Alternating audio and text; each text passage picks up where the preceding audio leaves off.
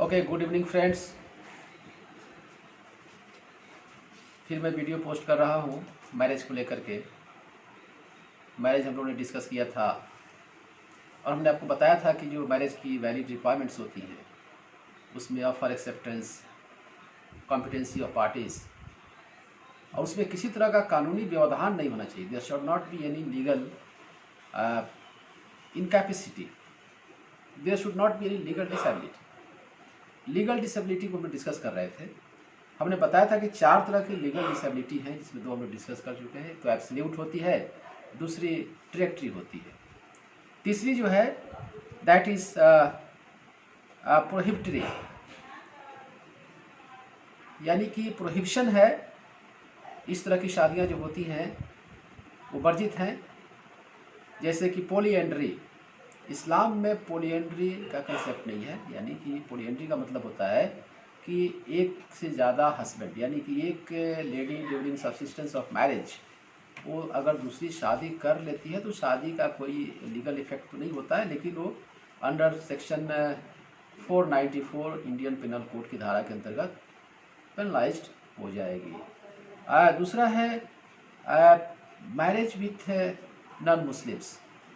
अगर कोई हस्बैंड है, कोई मर्द है, तो किसी स्क्रिप्चरल लेडी से अगर करता है, स्क्रिप्चरल लेडी वो है जिसपे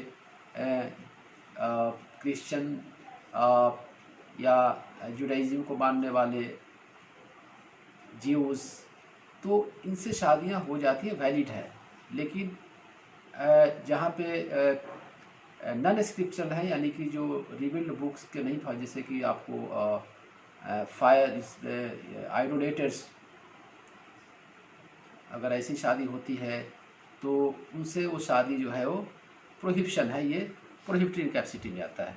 उसी तरह से डायरेक्टरी इनकैपेसिटी है कि अगर कोई लेडी है जो किसी अपने फॉर्मर हस्बैंड से प्रेग्नेंट है तो उससे भी ये वर्जित है। अगर किसी को डाइवोर्स दे दिया गया है, डाइवोर्स दे दिया गया है तो ड्यूरिंग जब तक वो डाइवोर्स फाइनल नहीं हो जाता है, अगर इस पीरियड में अगर वो शादी होती है तो ये वर्जित है, ये नहीं करना है, डायरेक्ट इनकैपेसिटी में आता है। और मैरिज पिलग्रिमेज, अगर कोई तीर्थ यात्रा पे निकला हुआ है, जिससे तीर्थ यात्रा इस्लाम धर्म में हज है, अगर कोई हज पे जाता है, ऐसे कैपेसिटी में, ऐसी कंडीशन में शादी करता है तो ये डायरेक्ट इनकैपेसिटी में आता है। और इस तरह की जब शादियाँ होती हैं तो ये सब के सब इरेगुलर होती हैं। या marriage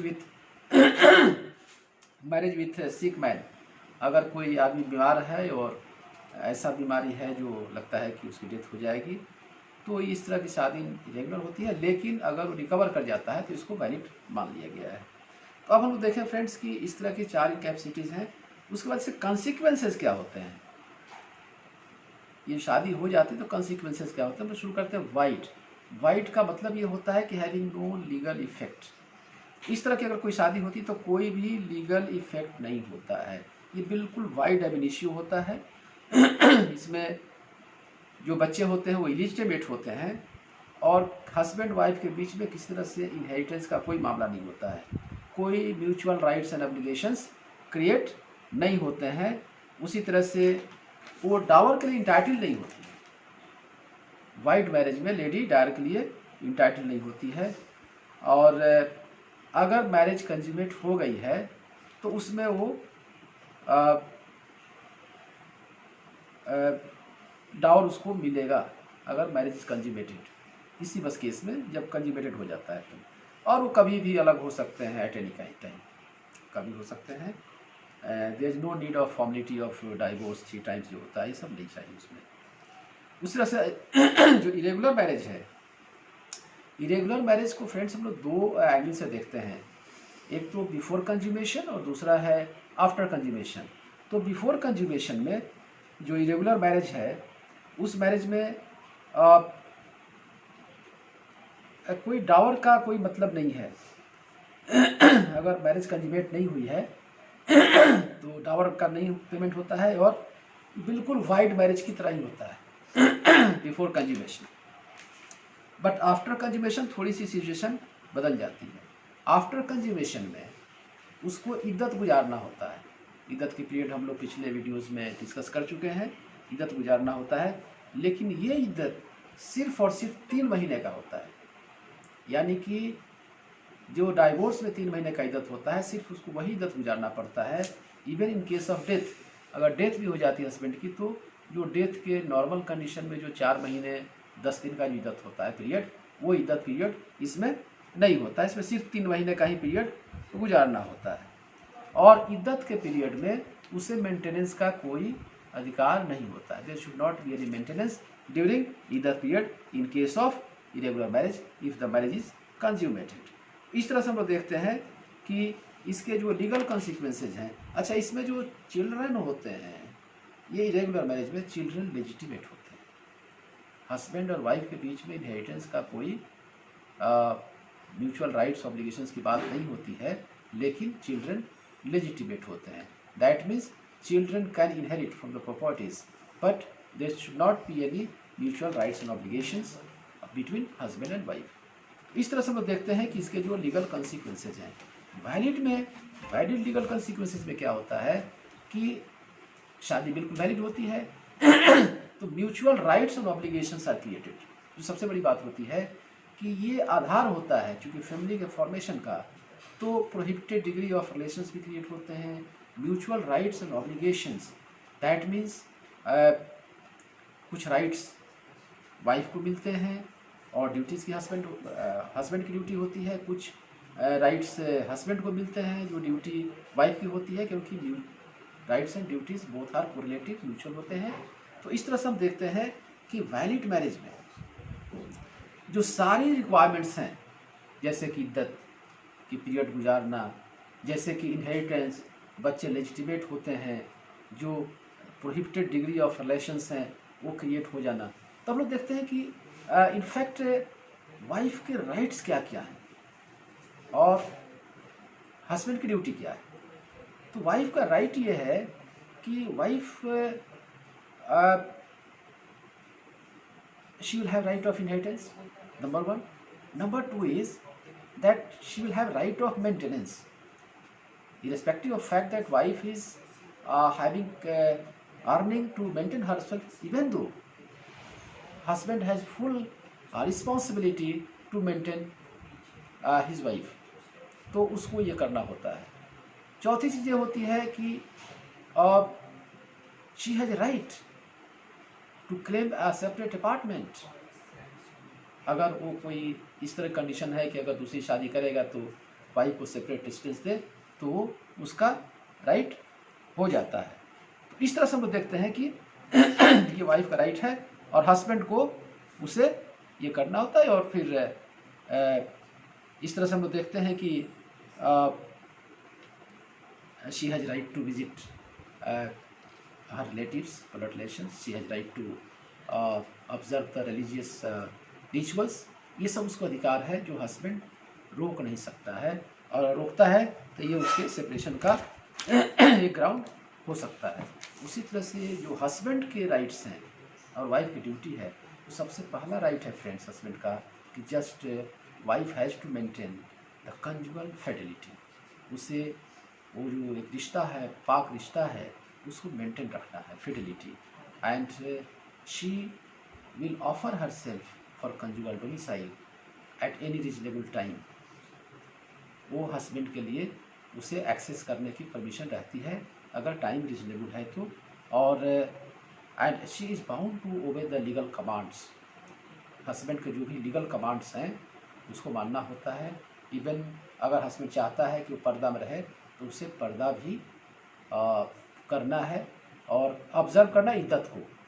in case of divorce she has to observe the iddat period, because this iddat period is just to find out and just to determine the paternity. इसलिए ये हस्बैंड का ये राइट होता है। तो इस तरह से हम लोग देखते हैं कि ये लीगल राइट्स एंड ड्यूटीज़ ये दोनों के बीच में ये वैलिड मैरिज में होता है। अब हम जरा ये देखें कि कुछ जब वैलिड मैरिज होती है तो उसके साथ कुछ कंडीशंस भी होती हैं। वो कंडीशंस रीजनेबल होनी चाहिए और उसके इन्फोर्समेंट के लिए आदमी कोर्ट में भी जा सकता है। वो राइट्स क्या हैं, जैसे वो राइट्स वो जो कंडीशंस हैं वो कंडीशंस बिफोर मैरिज भी हो सकता है और आफ्टर मैरिज भी हो सकता है। तो बिफोर मैरिज में अगर कोई लेडी ये कंडीशन रखती है कि आप हमें खर्चाए दान देंगे, या अगर आप किसी लेडी को लाते हैं घर में, किसी मतलब कि ऐसी लेडी जो इल रिप्यूट है, तो फिर हम साथ में नहीं रहेंगे, तो ये सब उसको अधिकार है और ये कंडीशंस को इन्फोर्स किया जा सकता है। मेंटेनेंस की अमाउंट फिक्स कर सकती है, अगर इस तरह कंडीशन है तो उसको इन्फोर्स किया जा सकता है। In case of ill treatment, अगर ये कंडीशन है कि कोई इल ट्रीटमेंट अगर हस्बैंड की तरफ से होगा तो वाइफ हस्बैंड का घर छोड़ के चली जाएगी, ये भी कंडीशन को इन्फोर्स किया जा सकता है। ये भी कंडीशन हो सकता है कि husband will not marry another wife. 4 शादियां हैं, लेकिन अगर ये कंडीशन हो जाती है कि दूसरी शादी नहीं करनी है, तो ऐसे कंडीशन में वो नहीं करनी है। और अगर कैसी कंडीशन होगी तो कहेगी कि आई विल गेट सेपरेटेड। तो इस तरह की चीज़ें हैं।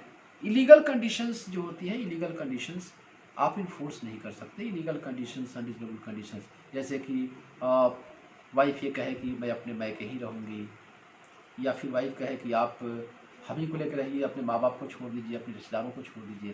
तो इस तरह की जो इलीगल जो कंडीशंस होती हैं उसको, या फिर ऐसी कोई कंडीशन हो जाए कि हस्बैंड को बिल्कुल रिस्ट्रिक्ट कर दे कि वो डाइवोर्स नहीं दे सकता है, तो अगर डाइवोर्स नहीं देगा तो ऐसे केस में भी ये इलीगल कंडीशन है, because divorce is the husband right privilege, ये हस्बैंड का अधिकार है।